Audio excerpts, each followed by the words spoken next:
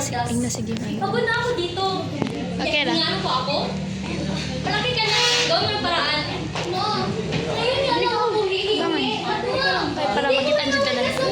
Simula na umalis kayo, hindi pa po kayo nagpapadala. Binibilangan mo ba ako? Ha? Galang na anak. Sabi ko, pagod na ako. Wala akong pera mabigay sa iyo. Kung ganyan ang kaya yung ang tingin sa akin o trato mo sa akin, hindi na sana kita pinabuhay. Mas kumakanta. Yes, sir! Hindi ko rin naman hiningin ang buhay na! So, this is better than the movies. Ayos kaya, tol. Medyo na naman po ang kayo.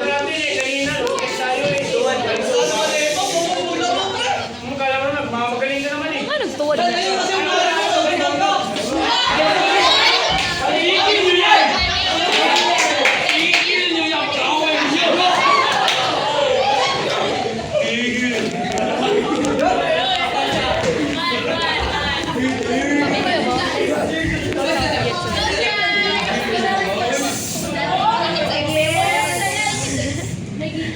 Ikaw, may character? Si mama mo. That's fine. Kahit na, may pangalay naman na iwan sa kanila. Hindi ko sila kanila. Wala akong laki sa kanyang mga kapatid. Kayo nga. Ano ba? Ridic! John Prince! Pangalawang beses nyo na to. Hindi ba kayo natututo? Tatawagan sa mga parents nyo. Good day, good day.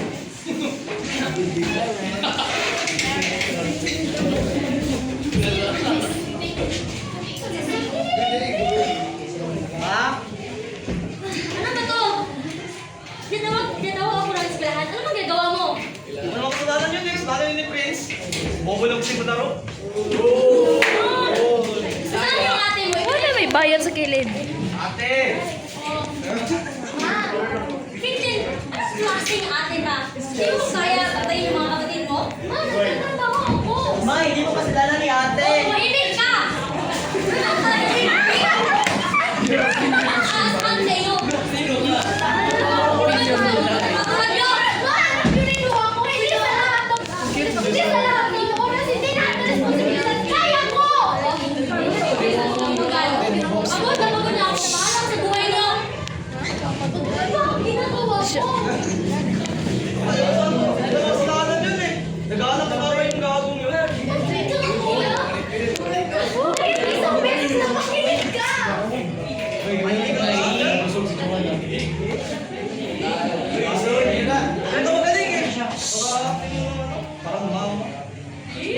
Alam mo ba ha? Ha? Ano bang gusto mo ha? Uminom ka na sana, umayos ka na sa second ng pakikinig ha! Ba't di mo magawa? Ayan! Diyan ka naman! Parang si Mami ka wala ka namin eh. Wala palagi mali. Wala ikaw palagi tama. Hindi! Ha? Hindi ako kagandang bakit na lang ako! Wala na ako sa'yo mag-aaral! Hindi madali ako! Hindi ka madali! Ha? Akala mo ba pinigyan ko ang pag-aaral? Dahil ginusto mo? Ha? Inuuna ko kayo dahil mahal ko kayo at dahil mahal ko kayo dito! Nagtatrabaho ako! Bigyan ko kayo! May kapain kayo! Ay! Ito na ba itutumpin niyo sa akin? Ha? Hindi ko naman hinihingi mo ah! Pero ako na lang ang meron na kayo!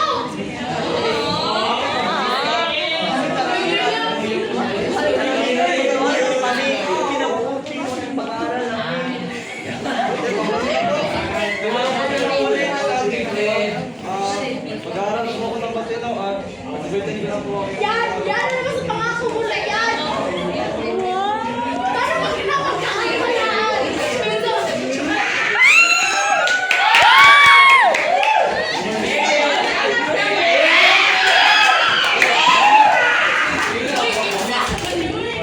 Relax ka ba? Relax? Relax ka ba?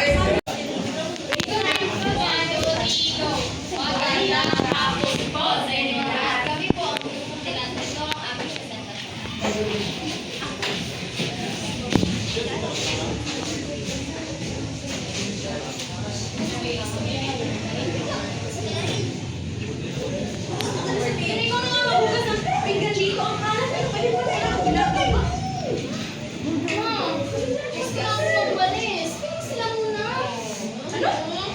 reklamo ka? Panganay ka. Dapat tumutulong ka. Ay kayo, upo kayo kan.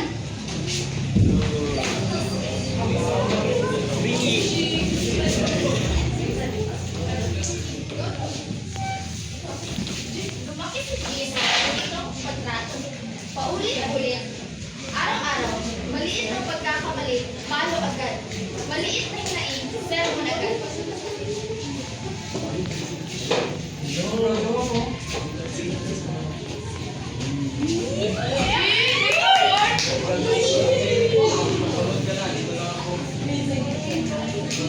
Tita, tita, ano mo yan? Jane! May boyfriend ka kasi na ang landi ko! Hindi naiintindihan. Bakit? Saan naman gagawin itong lalaki ito sa iyo? Yung bata mo pa! Bakit mabutis ka niya? Hindi ba rin? Bakit magpunay ka ngayon din? Sabi nyo na ako! Sino? Nasaan na yung meron ako? Ano ba? Ha? Hindi ako ako dito ha? Wala ka na jowa na ka kasi! Girlfriend mo ako! Ayaw mo umalis! Ano ba? Girlfriend mo siya! Ano ba? Ayaw na una! Ayaw na kasi nagkalit na ka! Wala na rin ako!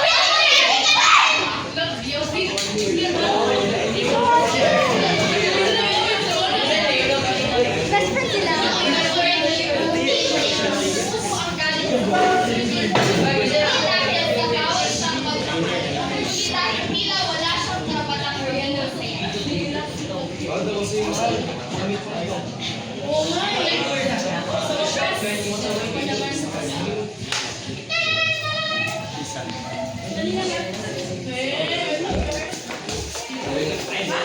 Jadi ko naman muna bahala sa question ng mga kapatid mo. Kailangan ko lang yung pera ito. Kailangan ko namin ng pera pang kuryente. Ma! Makakastart ko lang sa trabaho mo. Isa pa yung sweldo ko. Ma! May renta pa ako, ma! Ano yung sasabi mo, panganay ka? Tumulong ka lahat.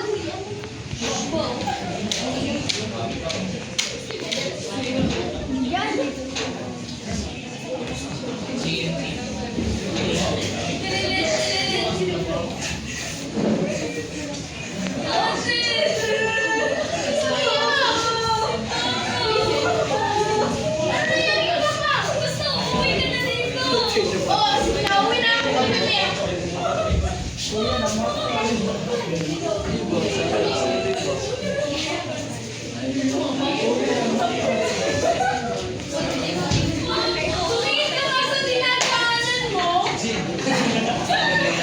Sabihin mo! Sino siya, mahal? Sino siya? Sinasabi mo, ha?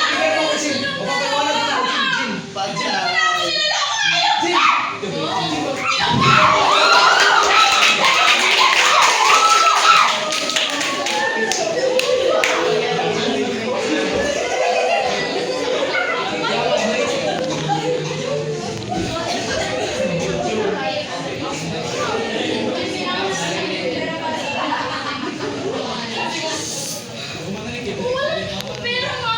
Binigay ko na lahat. Para sa tuition niya. Ano ba, Jin? Nasaan ka na nasan? Bakit ka ba ganyan? Kasi malayo na yung narating mo? Kasi magaling ka na, ha? Ang yabang mo, ha? Pamilya mo, kami naman tumulong ka. Pamilya! Mahal! Hindi ako tinapon ng pamilya ka! Hindi ako tinapon ng para-para ka eh! Tinapon mo para ako kasama! Bakit naman sila ka? Pagod ako na tama lagi! Pagod na ako, ma! Pagod? Akala mo ikaw na yung pagod? Ano ba yung pinag-sacrifice namin para makatulong ka ng baby mo? Baka ikaw yung unang makatapos? Oo, panganay ka, alam mo yun. Ikaw yung unang nakatulong. Marami din naman ako sa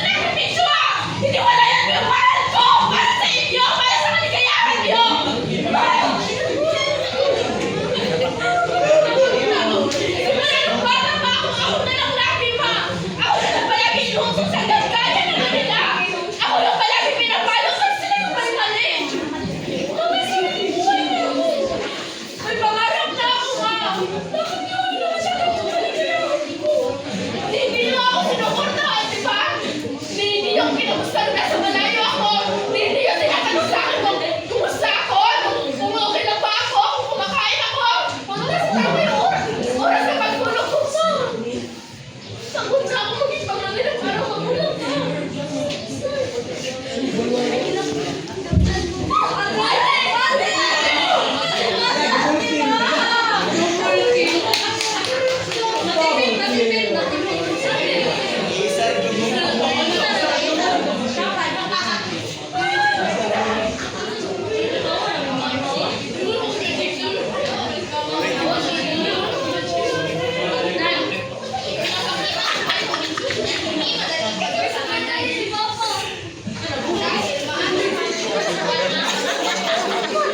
Hindi ka pa handa. Ang aral ng istorya ay hindi masama. Tumulong sa pamilya. Pero mali kapag inaabuso at inaabuso ka na. Ang magiging anak, hindi dapat gawin mo sa gawin ganun na parang wala ka ng karalitan sa pagod o maging masaya. Minsan, ang pagpiling sa sarili ay hindi pagkalimut sa pamilya, kundi paraan para gumaling at ipaglaban ang sariling halaga dahil ang tunay na pamilya ay marunong manawa, magmahal at magbago. Yun lang po, maraming salamat. Na lumaki sa pagmamahal. Ngunit may mga anak din lumaki sa responsibilidad. Sa isang Pilipino, madalas natin inaasahan ang panganay ang pinakahalaga. Pinakamaasahan at ang palaging may sagot sa tanong na sino ang mahalang. Pero paano naman kung ang panganay ay napagod?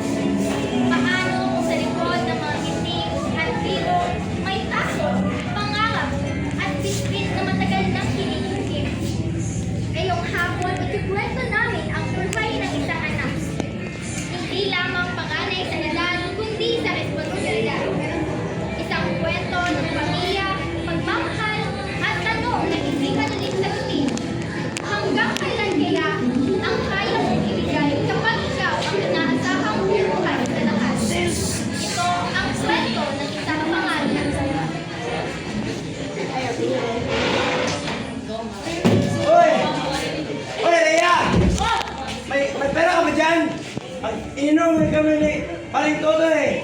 Minum wala ng pera! Bayad, mas pwede din kumin ng Grabe naman oh! Paano kami magtatagay yan?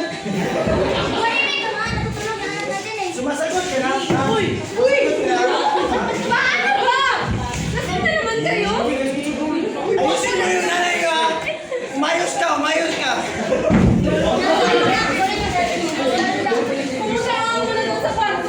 Umayos ka! Sa bawat pader ng kanilang bahay, nakaukit ang mga sigaw, luha at takot na pilit tinatakpan ng katahimikan. Isang inang patuloy na nagmamahal kahit paulit-ulit ng sinasaktan. Isang amang nilamon ng bisyo at mga anak na natutulog habang may kaba sa isip. At sa gitna ng lahat, si May, tahimik na sumasalo sa sakit na hindi naman niya kailanman hiniling.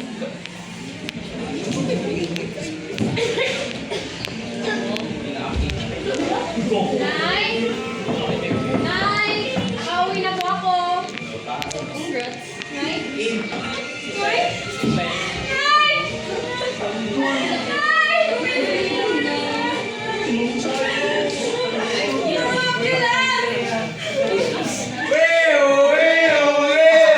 Go.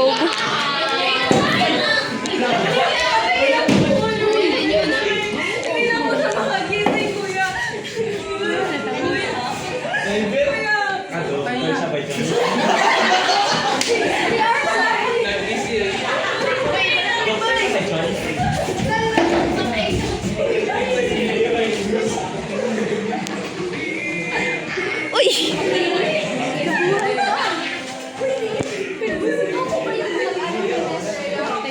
Ikinali nung gusto namin sabihin pero wala na po siya. Ginawan ko namin lahat pero hindi niya po ginaya. Sa isang iglap na wala ang ilaw ng tahanan ni May, ang ina na nagsisilbing sandigan at tuluyan ay tuluyan ang nawala. Na sa araw na iyon, hindi lang ang kanyang ina ang hilig, hindi ang kanyang pagkabata. Puto!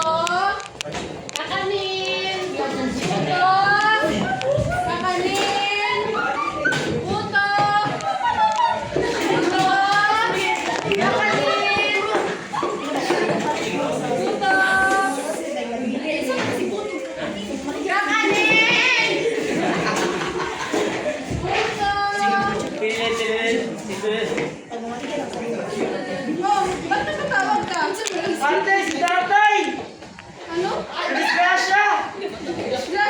Sandali, nasaan na kayo?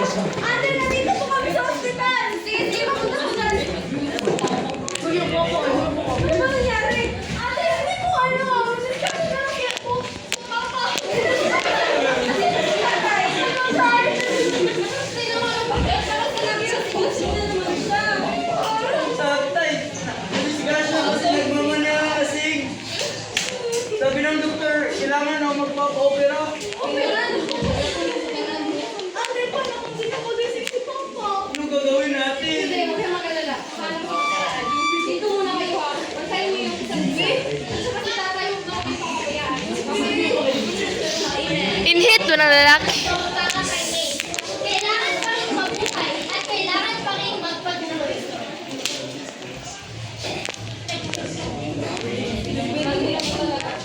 Ba't ka andito? Ibibenta mo talaga yung sarili mo para sa tatay mong walang kwenta?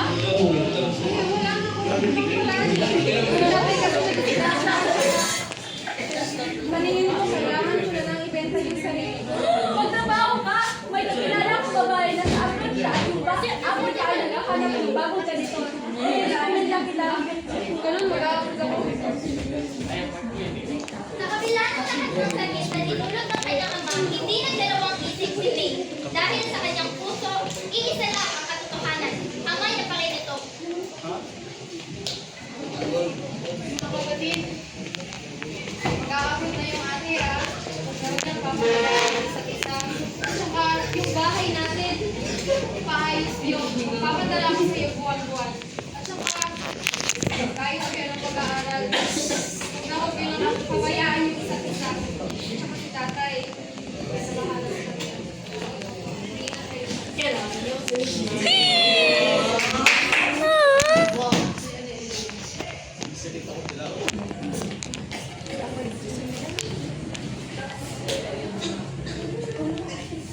May mga desisyong ginawa ang tao hindi dahil gusto niya, kundi dahil desperado siyang kumapit sa kahit anumang pag-asa.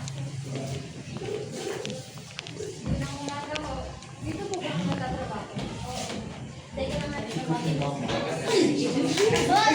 Uy! Ito po si May, yung nag-apply sa ganito. Papaliwanag ko sa iyo ang aming sahuran dito. Ang sahod namin dito ay 20 mil lahat. Sa isang buwan, meron ng 20 mil lahat. Gumaya. Release ka lang. Pwede na po ako. Wala na yung account. Maraming salamat po. What the freak?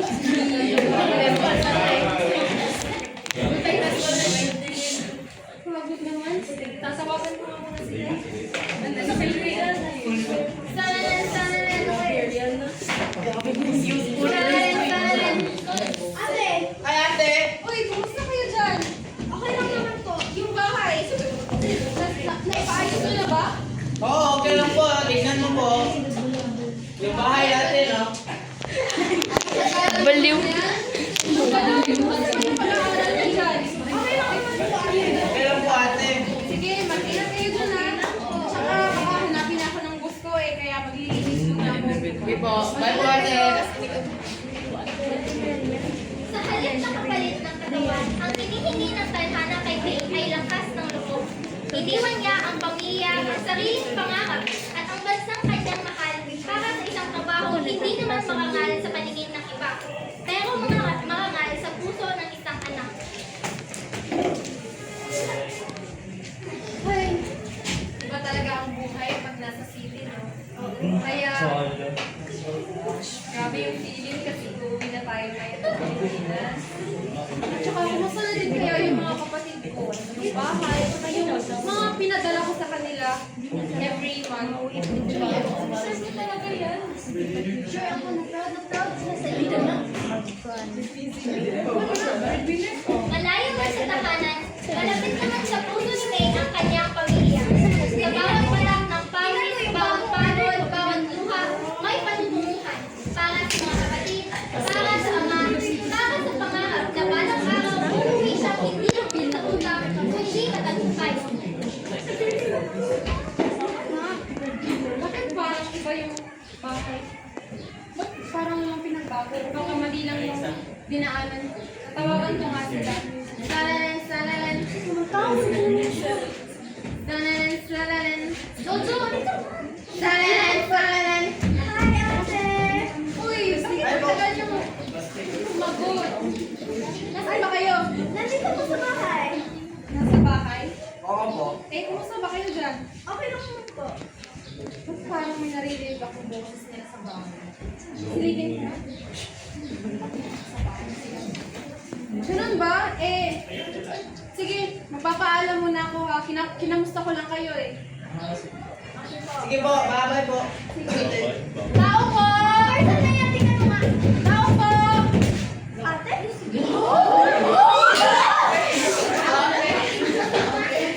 Akala ko ba mag-aakiba kayo? Bakit walang pinagbago? Ano? Bakit? Bakit na walang pinagbago? Ganun ba? Ate, paumanin po. Ginamit ko kasi yung pera kasi nakabuntis ko ako. Ito ba? Ito ba mga batang to? Nasaan ba yung Nasaan ba yung ina nito? What the f... Ikaw yung ina? Ano po ganun ba? Nasaan ba yung perang pinagbago? Yung bahay, hindi yun ang ayos. Tapos hindi kayo nakapag-aral. Nakabuntis ka lang! Oh my God! Ikaw, nakapag-aral ka ba?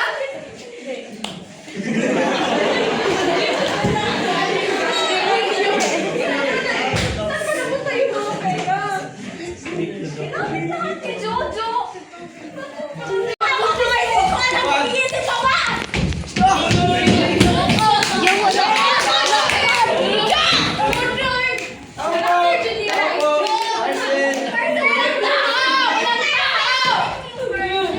Umalis ka!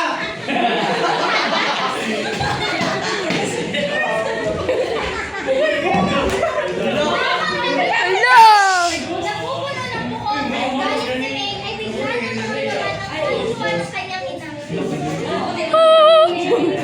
Nakaway ka mga ate. Ina ka ng... Do it.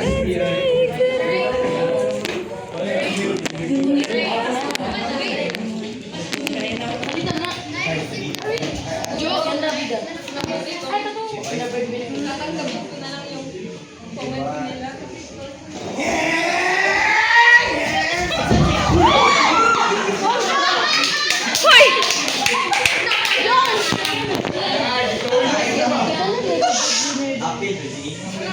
Minsan, kahit ibinigay mo na ang lahat, hindi pa rin magbabago ang tadhana.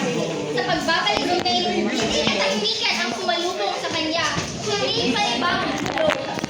At sa unang pagkakataon, pinili niyang piliin ang kanyang sarili, hindi pa rin siya nagtagumpay. Dahil ang pagiging panganay ay hindi lamang ang nangangahulugang ikaw ang dapat laging masaktan. Minsan, ang tunay na pagmamahal ay ang matutong bumitaw. Tutungayan natin ang isang kwento tungkol sa isang panganay. Ngunit, hindi dahil siya ay pinilit na maging isang responsable, ngunit dahil na rin sa kakulangan ng pera at kahirapan ng buhay. Tutungayan natin ang pamilyang Rachel. Jose! Lika ka! Bigay mo siya ang tatay. Samahan mo yung kapatid mo. Para may magawa naman kayo. Panganay ka na naman.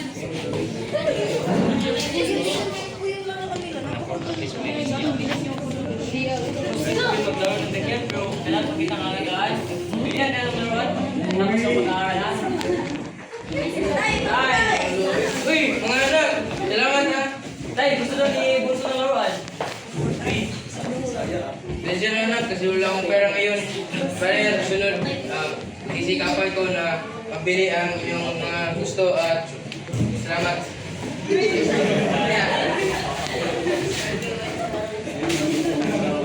Oh, dito ka na naman. May Pasensya ka na ha. 70 pesos lang ang meron ngayon kasi napakatumal ng bilihan at saka ang pahit mo ng paninda mo. Oh, si kita, Nay.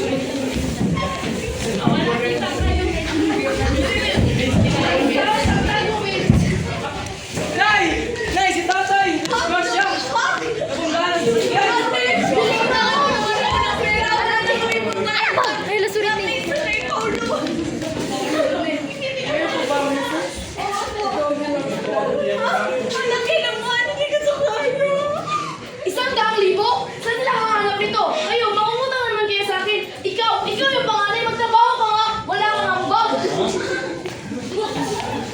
Anong gawin ko dito? Nalilito na ako!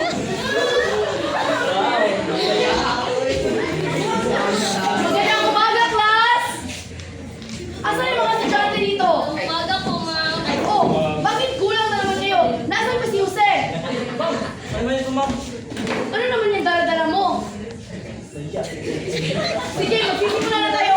Makinig kayo dyan, ha? Ew, galing SWAT.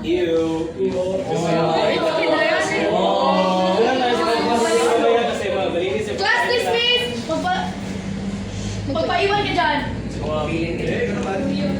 Ano ang problema mo? Bakit pa palagi ka na nanguhuli sa klase? At ang baba pa ng marga mo? Ano ba yan? Dala mo? Paninda mo yan? Anong gagawin mo dyan? Ibebenta ko sa mga kaklase ko, ma'am. Kasi, nanarbaho kasi ako tagabi, ma'am. Patawad na ako niya kasi nag-iipon ako ng pera para mabigyan yung bill sa hospital ni Papa. Bakit ba? Ikaw ba yung panganay? Nasaan ba yung magulang mo? Wala na silang... Sige, pagbutiin mo yung pag-aaral mo nga bukas. Mag-exam tayo para makita natin kung makaka-graduate ka ba. Ayusin mo yung buhay mo. Anong gawin ko nito? Paano ako mag-study nga? May trabaho pa ako mag-aaral? Patuloy na pinagsasabay ni Jose ang pag-aaral at pagbalita ng kahit ano-ano upang magustusan ang kaniyang pamilya. Uy, ako na.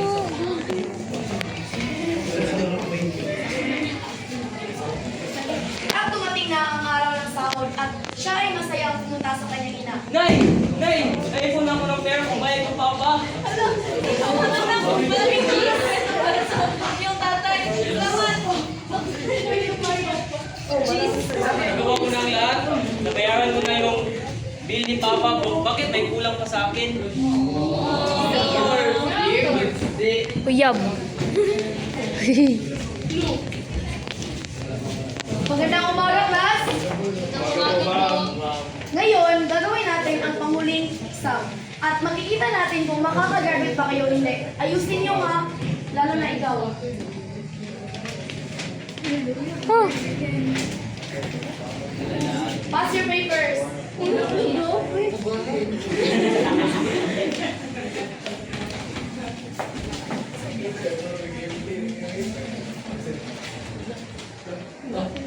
Sarap by drugs?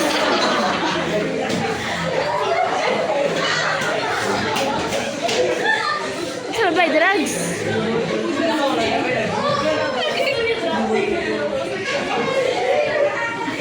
Ano naman to? Okay, ngayon, Drugs? sasabihin ko na ang resulta ng exam kung nakapasal ba kayo at makakagraduate ba kayo. Bilisan nyo na! Ay, iyan gay ko, Angie. Austria, congratulations. Congratulations. Congratulations. At congratulations din. Mabuti ka, kaya habol mo pa yung grado mo. Nag-cheat or nag-project? Dumating ang araw ng pagtatapos.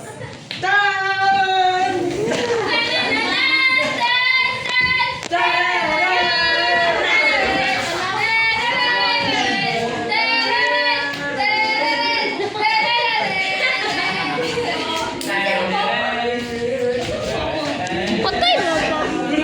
Ay! Asa ba pa? Ang buha ko sa iyong mga nagawa sa buhay. Paano mo nalabasan ang pagiging breadwinner kasabay sa harap ng iyong mga nadaanan? Sa hirap ng iyong mga nadaanan? Ang pagiging panganay ay hindi naging madali dahil na rin sa ekspektasyon ng mga tao sa lipunan. Wala ko siya excited tayo. Sa akin, ngunit dahil na rin sa Pumuli, pagmamahal, sunod. pamilya at tiwala sa Diyos, nagawa ko na labanan to. At para naman sa mga panganay dyan, kaya natin to.